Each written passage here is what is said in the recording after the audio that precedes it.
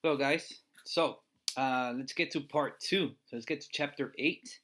We are on the muscular system. Let's get going. Hopefully, you had time to review the bones. Knowing the bones helps you identify the muscles. And we'll get to that near the end. Remember, it's a lot of memorization, and make sure you spend some time on that. Um, and knowing first the bones or skeletal muscles will help you because there's some names similar to the bones that are in the muscles. Okay, and all right, so let's go ahead and start with the muscles. So myology, so my was muscle, ology, the study of. It's basically the study of muscles. If you remember from probably from our tissues uh, video or chapter, we have three types of muscular tissue. We have skeletal muscle, we have cardiac muscle, and we have smooth muscle. And the words themselves really express skeletal muscle uh, relates to or attaches to the skeletons. Cardiac muscle relates to the heart, or attaches to the heart. And we got the smooth muscle. That's mainly the organs. Okay. Um, so here it is. Skeletal muscle is mainly attached to bones. Striated. So striated just means like there's like these lines. Striatum they call them, and that it's voluntary. Okay. So it's kind of like little connections like this. There's like layers, a lot of little fibers. Striated and voluntary means that we have to, or our brain has to send signals on purpose to voluntarily move those muscles. When we're talking about cardiac muscle, it's also striated, but it is involuntary. That means we don't have to constantly tell our heart to pump and to move and to contract. That's involuntary. It does it on its own. Um, um, Thankfully, or else I forget so many things. Imagine forgetting to tell my heart to pump. That'd be pretty bad. So it is involuntary. And then we got the smooth muscle, which is mainly in the organs or the walls of the organs, and it is non-striated and it is involuntary. Okay, so we'll look at a couple pictures in there. So the main key functions of the muscles. Remember, we looked at the main key functions of the bones. We got the main key functions of the muscles to they are to produce body movements, to stabilize positions. Again, if we just had all bones and no muscles, like we need some stability from muscles as well to connect different bones. They regulate the organ volume. They move substances within the body, so those muscles help us move substances, and they produce heat as well. It's a big producer of heat. Okay. Now we'll start with the skeletal muscle tissue. Okay, the skeletal muscles are made of thousands of cells, um, which are called muscle fibers because they're long. They're kind of like fibers, so they're pretty long shapes. And you probably know this already. We have the connective tissue associated with the skeletal muscles, so what connects the muscles or what connects everything around it is we have what's called the epimysium. So it's kind of like the covering of the whole muscle. So you got a muscle here on the muscles, and you have a whole covering, the epimysium. And then you got the perimysium, which covers a fascicle. So it's a bundle of muscles or a bundle of fibers. And then we got an endomysium, which it covers the individual muscle fiber itself. Okay, so epi is outside, peri is a bundle, and then endo is one fiber itself. We also have tendons, which are extensions of that connective tissue that attach that muscle to the bone. Okay, and skeletal muscles are well supplied with nerves and blood vessels, so they provide a lot of nutrients and oxygen for contraction. So we need that oxygen, aerobic respiration. So a lot of exercise helps our muscles.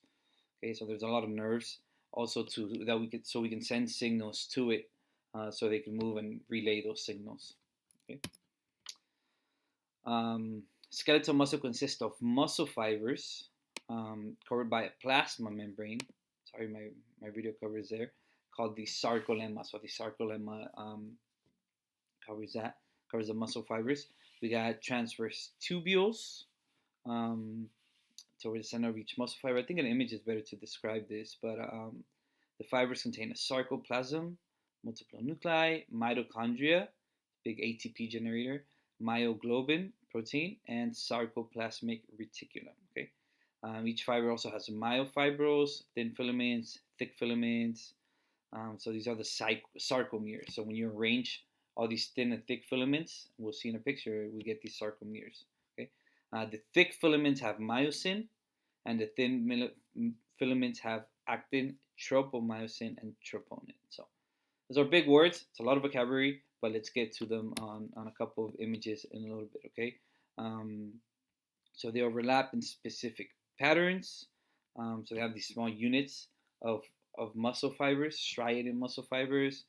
Our sarcomeres, like each sarcomere, so it's like a section. So they say this is a sarcomere, you have another sarcomere, and keep building up like that. You have these C discs that kind of separate them, kind of like a little Z, and you'll see them in the picture again.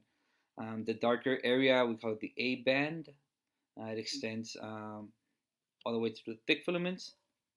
The center is of the A band, we have the H zone. And then the lighter color area is the I band. Okay, so rest of the thin filaments. So let's look at a picture, because a picture it explains stuff a little more. Okay, so here's our myofibers, here's our muscle fiber. So one fiber right here. A lot of little myofibers, there's one fiber right here. So looking at this picture on the right, we have our, if you remember, our epimysium, which is all the way on the outside, covering on the outside. We have our perimysium, which is covering a bundle of these fibers. And then we have the perimysium, okay, which covers each muscle fiber themselves in here. So this is called the fascicle. It's just a bundle of all these little muscle fibers. So we got the myofiber right there in the middle, okay. Here's a little filament in there, myofiber in there. Sarcoplasm, the striation, so these lines, that's what it's called, striated, all these little lines in here. Here's the muscle fiber itself. You can see in here the blood capillaries or the vessels. So this whole thing is a fascicle. Okay, so we're kind of like zooming in and in and in a little more. Okay, so review that picture. It's a pretty cool picture, and it explains a lot of that muscle, the skeletal muscle, and how it connects and how it works. Here's another picture, a little more in depth. So here's our sarcomere on the bottom right. So it's this section right here of these thin and thick filaments. So we got actin and we got myosin, little proteins that are there attaching in these little thin filaments and thick filaments. So this is a Z that we're talking about right here. We got the A, we got the H, the darker area, the lighter area. Okay, so here's this is one muscle fiber itself. We got this little mitochondria here where we get a lot of our energy as well. We got the nucleus as well. So yeah, the myofiber is just a muscle fiber. So a muscle fiber. So this whole thing's a muscle fiber, and the sections are sarcomeres. Okay, so those are the sections. See this thick filament, thin filament, and we'll see how it attaches, and it's pretty cool actually how all that works. So here's like a slide, image of a slide. Here's a skeletal muscle. Those are the striations that we're talking about. Okay, so it's striated. Remember, the skeletal muscle and cardiac muscle are both striated. It's a difference. Skeletal is voluntary. Cardiac is involuntary. Here's another image of the sarcomere. See how we're going in depth and in depth and in depth, more and more and more. So here's an image of that sarcomere. Here's a Z disc that connects the sarcomeres, the thick filament, the thin filament. So we got like the darker band, we have the H zone, the I band, the A band. We got the actin, the little ones, the little like heads that are sticking out, little fingers that are sticking out, and the myosin is on the other side. Okay, those are the ones that are going to attach and kind of like slide the darker area towards another area. Okay, so we'll talk about the muscle contraction itself, but I just have an idea of the different sections and different areas of the muscle. Okay, so one muscle fiber or myofiber. Okay, here's the myosin heads. Here's the actin right here, troponin, tropomyosin. That fiber right there. We got troponin, little protein right here, and we got the actin right here. Okay, so this little myosin head is going to attach to this little actin to move to contract the muscle. Okay, again, we're going more in depth. So we went from pretty big picture into going deeper into one fiber itself, into the sarcomere itself, into the thick and thin filaments themselves. So we're going really in depth, okay? Just to get a really good idea of how all of this works, okay? So now, talking about contraction and relaxation of the skeletal muscle. So before it can contract, it needs to be stimulated. It's what we call by electrical signal that will send an action potential. So we talked about action potentials. I believe it was last week. So we're gonna send these nerve impulses, or we're gonna send these neurotransmitters that are gonna send an action potential, open some channels, release sodium, potassium, and send a signal through to create that action potential to send that electricity to make a contraction. Okay. So a single motor neuron, along with all its muscle fibers, is a motor unit. Okay. So we have what's called the neuromuscular junction. Big word. It's just the nerve and muscle joining, or the area where the nerve and the muscle join. So we got this synapse between the motor neuron and the skeletal muscle fiber. Okay.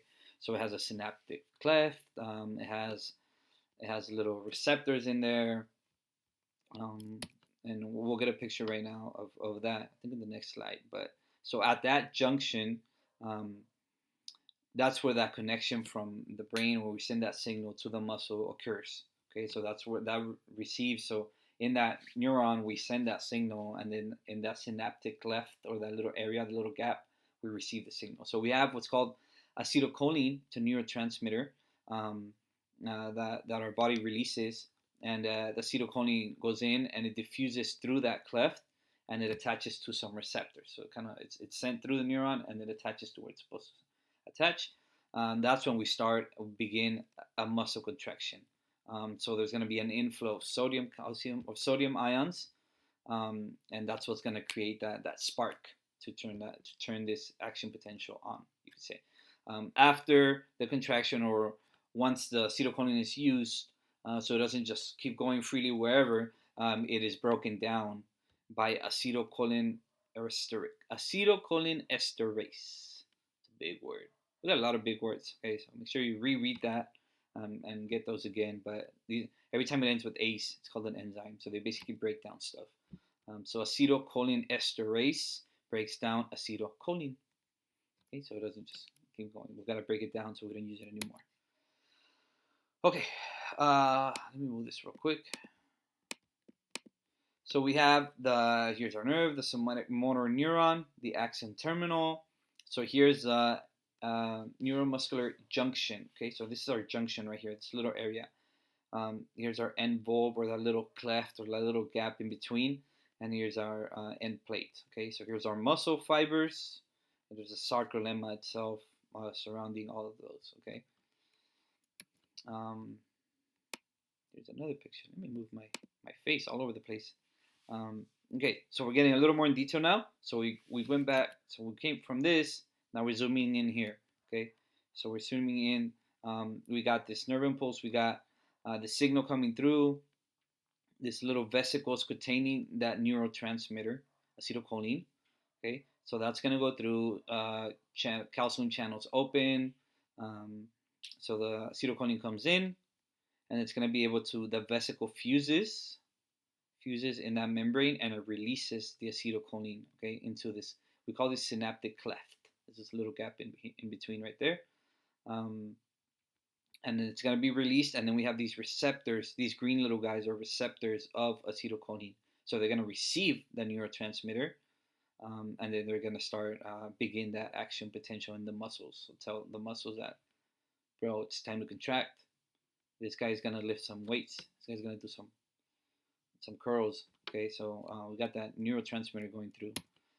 So here's now a little more zoomed in. Okay, so basically just following these 3 steps, acetylcholine is released from that vesicle in the cleft, and then the receptor, or acetylcholine receptor, attaches it, and then there's an influx, or an increase in those sodium channels, the sodium ions, that are gonna start that signal, start that spark, and the action potential is produced. Okay, so once they bind to those receptors, they're able to open those channels so sodium can go through.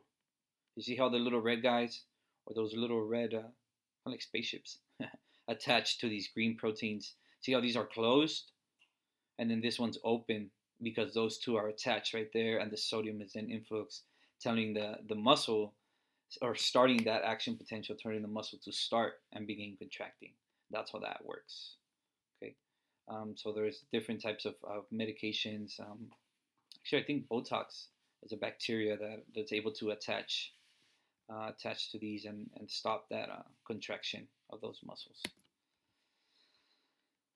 Okay, so the contraction cycle.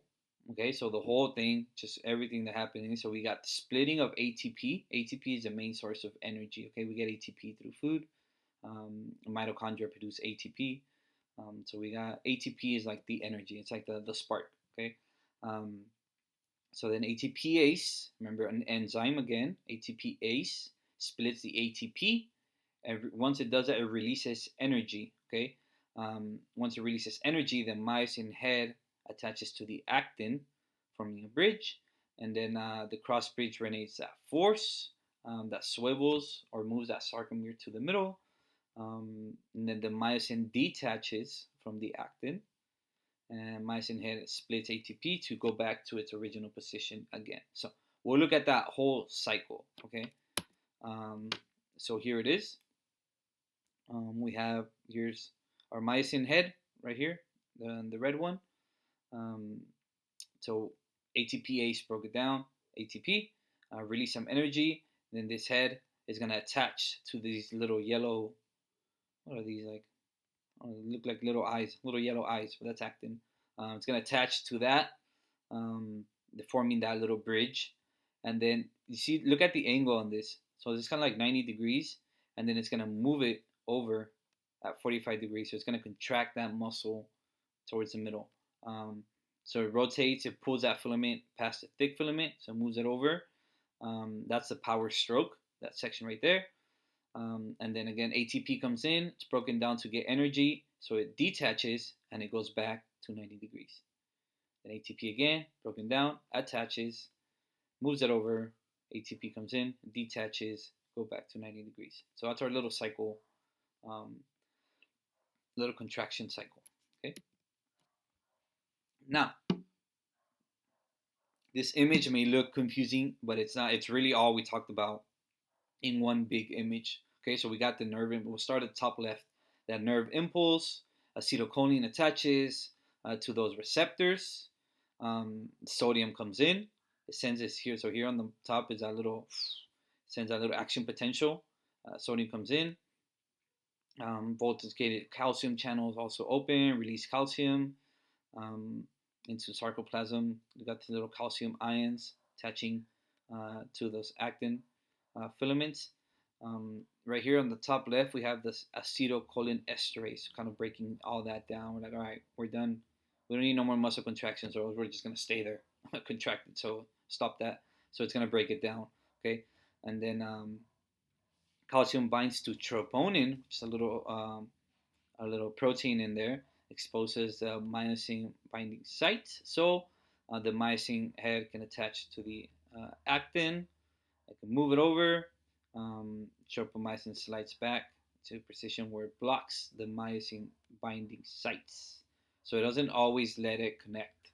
So once calcium goes in, then the tropomyosin unblocks. See how here, this picture on the left, you see that long line blocking those little like black dots of the eyes.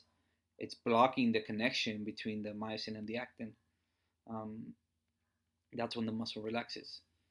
See here on the right where it's unblocked. See how those black dots are exposed? That's where the head is going to attach to those areas to contract. Okay.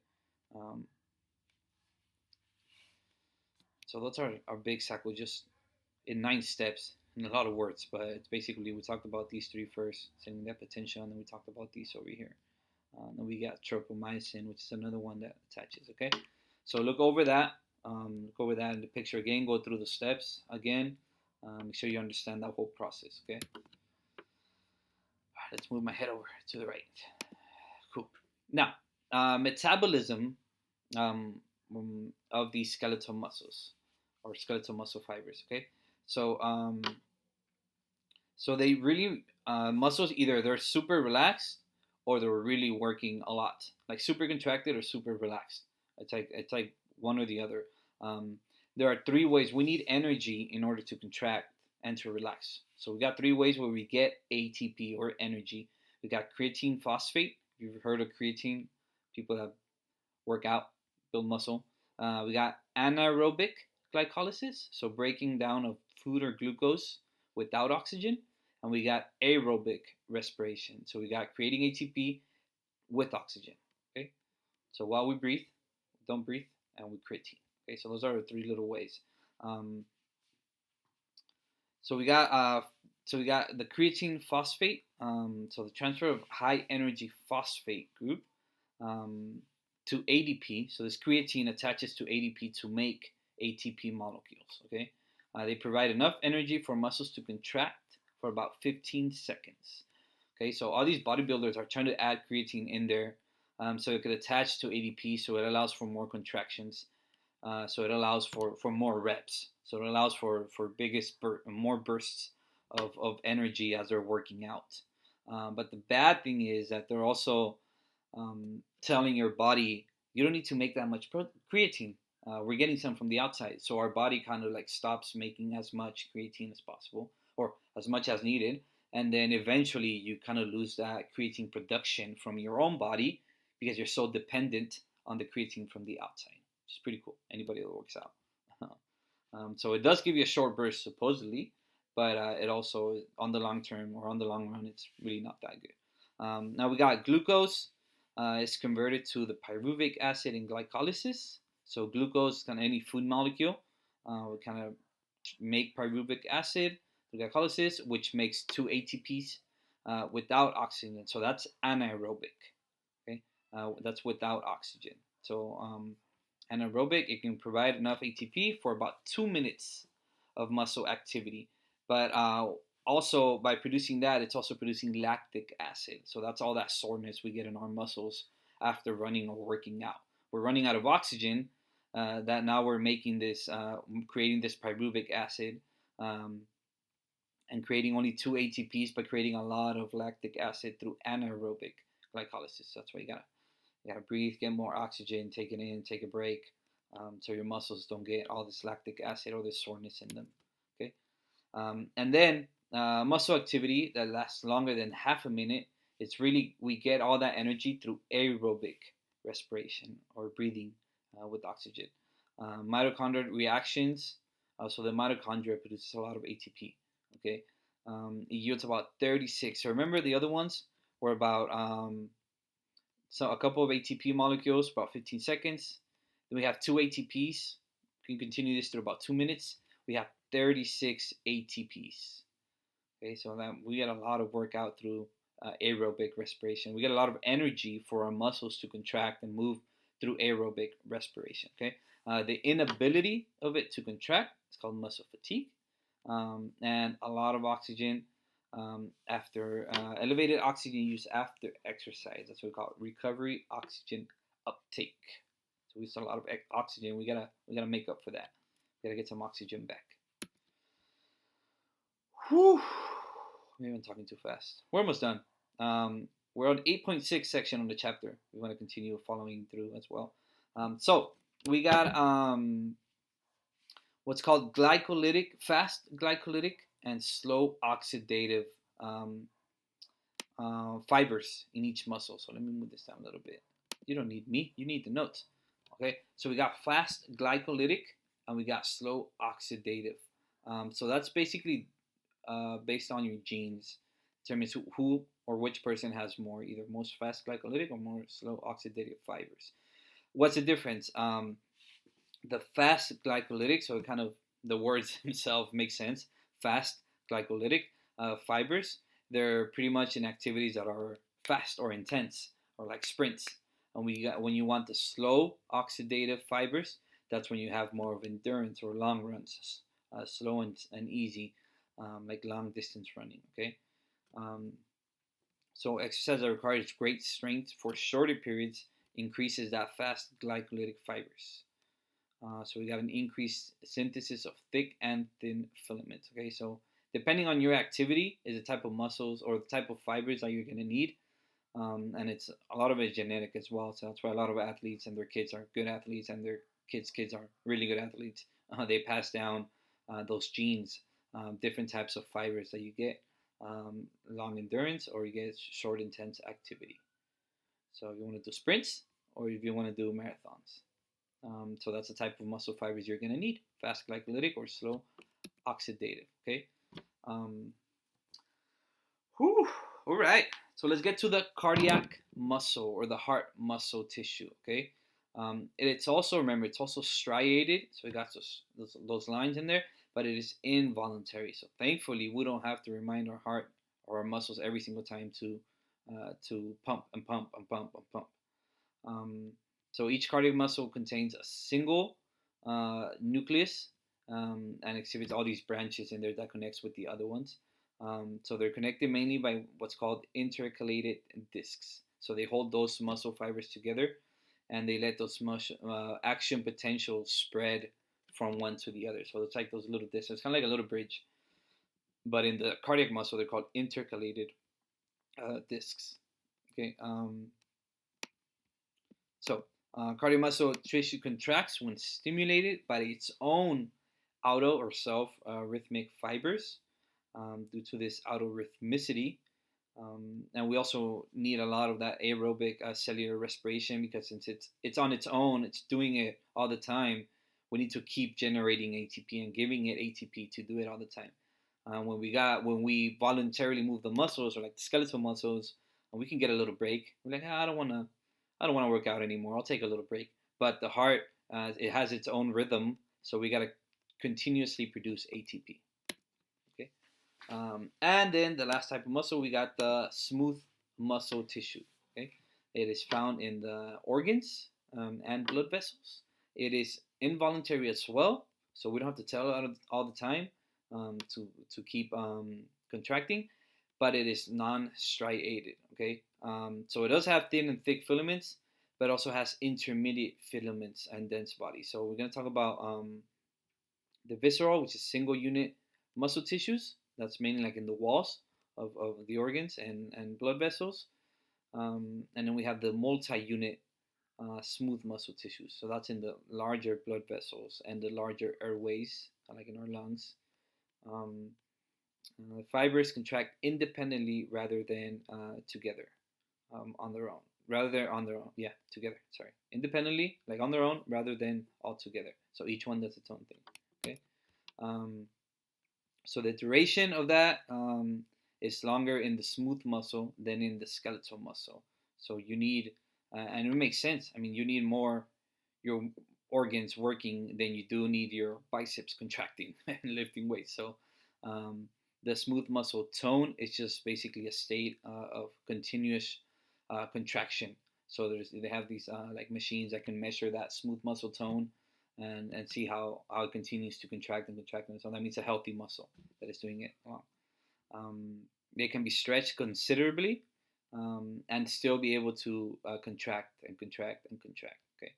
Um, they contract in response to nerve impulses, to stretching, to hormones, and other factors. So it's really not just um, us trying to make them contract for our just for fun, or like working out, or to have more muscles. It's really a necessity. But we get nerve impulses going through. We got stretching that it makes them contract. We got different hormones or different other factors that are in there that can make it contract, okay, and make it stretch and still be able to contract. All right, so here's the three little differences. If you can see in the picture here, we got the skeletal muscle here on the left.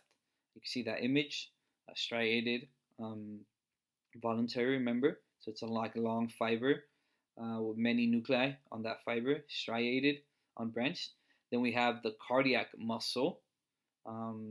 It's more of it's also cylindrical, but it pretty much has like one nucleus on kind of like on each section, on each area, and you have these discs that are connecting them, and it's also striated. Okay, and then the last one is that smooth muscle. So we got like thicker in the middle, a little thinner on the ends, and has like one muscle in there, and it's not striated, so it doesn't have all those striata on the lines, all those lines, like the other ones. Now, to this section, so this is where also, similar to the skeletal system, where you got to memorize the bones, work on trying to memorize most of the muscles as well. You're going to need to remember a lot of muscles, or read about a lot of muscles. I'm not going to talk about memorizing the muscles or just showing you pictures. I mean, you got the whole book on that. Do it on your own time. Feel free to send me some questions if you have any, write it in the discussion post. But these are a couple of tips of how they name different muscles. So hopefully they'll help you remember these muscles. Okay. So first tip is through direction. So like when it says rectus, that means it's parallel to the midline. So like rectus abdominis. When it says transverse, it's like perpendicular to the midline. It's like transverse abdominis, or like the abdomen muscles. And when it says oblique, it just means it's a diagonal to the midline, like your external oblique. Okay, it's kind of like at an angle. So just by knowing the rectus, okay, so straight. Transverse, oh, it's like this. Oblique, oh, it's at an angle. So that's, I feel like I was dabbing or something like that. But those are different names that help you remember the muscles. Okay, we got also a couple shortcuts because of size, or different names because of size. So we got maximus, which is the largest, minimus, which is the smallest. So most of the time, when there's a maximus, there is a minimus. So gluteus maximus, gluteus minimus. So it means the gluteus muscle, just one's a big one, one's a small one. So as you can see here, here's our oblique. It's kind of cut, you really can't see it. But what else do we have? Now we talked about rectus transverse. See how it's going from left to right, and this is the midline. Rectus, it's kind of like going up. What else do we have? Our sternum. So yeah, so there's a couple of images there. We have a lot of pictures on your book, your lab book. More characteristics. Longus is the longest. Latissimus is the widest, like latissimus dorsi. Longissimus is also the longest. Longissimus muscles. We got the magnus, which also means large. The major, which means the largest one, like pectoralis major, the big pectoralis muscle, and we got pectoralis minor, the smaller one. Vastus, or vast, which means great, the great lateralis. We got due to shape, like deltoid, it's like a triangular shape, deltoid muscles. Trapezius, like a trapezoid, so we got a trapezius.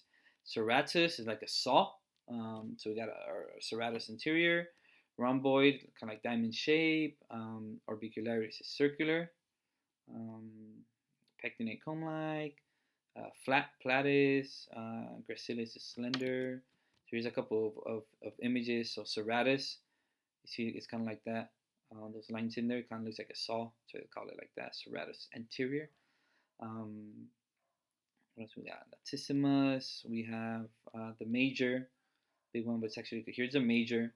They kind of cut it out so you can see the rest. And we got the minor as well. What else do we have in the back? Latissimus dorsi. It's very big. Long teres major. So here's a big one. There's a minor over here on the right, little minor one. So yeah, so those names kind of hopefully will help you remember different muscles as well. And then also because of the action or what they want to do. So like a flexor decreases the angle, extensor increases the angle, abductor moves away from the midline, adductor moves it closer to the midline, and levator kind of moves it up. Okay. So here we have, so these little different muscles here are going to flex, or are going to extend. Adductor, abductor. So yeah, these are a lot more examples. The last one, depressor, produces inferior movement. Supinator turns it anteriorly. Pronator, pronate. Something I learned in baseball. Pronate, when we're throwing changeups or playing baseball. Pronation. Turn the palm posteriorly. The sphincter, decrease in size, and the tensor, make it tense. Tensor fasciae latae. Oh, one more. Biceps means 2, triceps means 3, quadriceps means 4. That's why they're called like that. Biceps, triceps, quadriceps.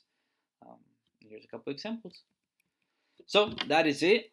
Make sure you study, try to memorize your muscles, your bones. A lot of this test is going to be mainly on function.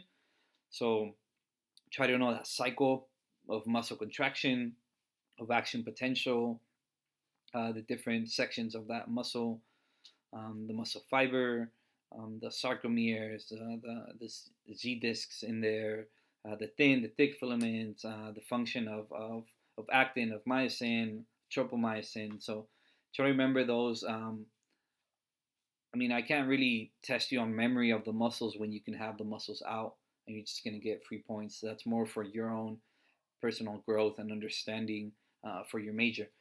But try to memorize and read all that, but also know the function. So I'll give more tips on the next class for your test as soon as I make it. So you guys get a better score than last time. Good luck, and I'll see you next Tuesday.